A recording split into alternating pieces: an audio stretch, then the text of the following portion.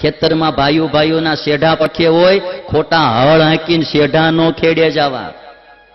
દેવા વાળાને દેવો છે તો ખેતરમાંથી દેહે, બહુ ખોટા શેઢા નો હોરવા. પાણા જરા જરા આઘા જ કરતા જાય શેઢે મૂક્યા હોય. આવી દાનતો ન રાખવી. આ નીચ પુરુષના લક્ષણો છે. અને તમને હું વાત કરું, આ ખોટી નથી. બાલસ્વામી સાક્ષી છે, પૂછો. દિવાળી પહેલા અમારે ત્યાં એક સરપંચ ગામના આવ્યા હતા. ગામનું નામ નહીં દઉં.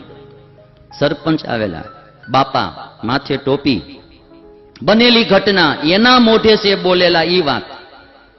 અમે તો કઈ ઓળખતા નહોતા. બાપા હું બાલસ્વામી ઉભા હતા રુસ્તમબાગ મંદિરમાં. બાપા આવીને જય સ્વામિનારાયણ કર્યા.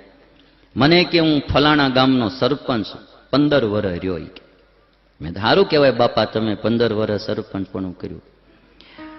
મને કે પણ મારી માથે કે વીજળી પડી. કે મેં તો કેમ?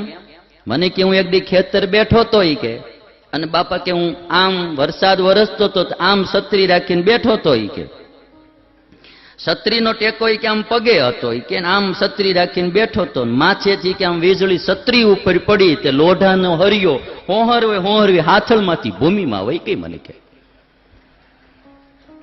બાપાએ તમે પાયસો ઊંચો કરીને મને હાથળ બતાવ્યો. મને કે જો આ ખાડો. બાપા કે મને કે 15 વર્ષ સરપંચ રહ્યો, નકરી સરકારી ગ્રાન્ટું ખાઈ ગયા હોય, દશા તો ભોગવવી જ પડે ને. મને કે સ્વામી 2 મહિના દવાખાને રહ્યો, જે કાંઈ રૂપિયા કમાણો તો બધાય દવાખાનામાં ગયા, અને વીજળીની અસર મગજમાં થઈ ગઈ. અટાણે યાદ કાંઈ રહેતું નથી, અને ગામ આખું મને ગાંડો ગણે છે. પૈસા ગયા ને હું તો માણામાંથી ગયો. કે આ ગામના સરપંચ બોલેલા.